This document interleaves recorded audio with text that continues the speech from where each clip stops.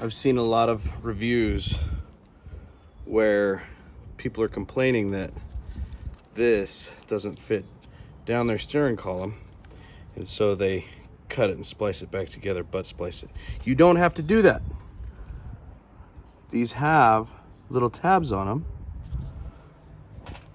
that, notice the side that has the little B on it.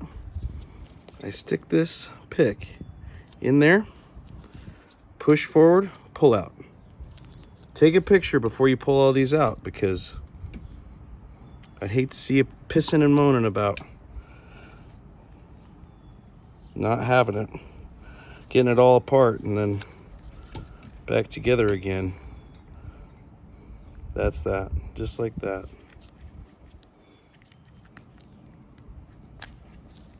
Easy peasy.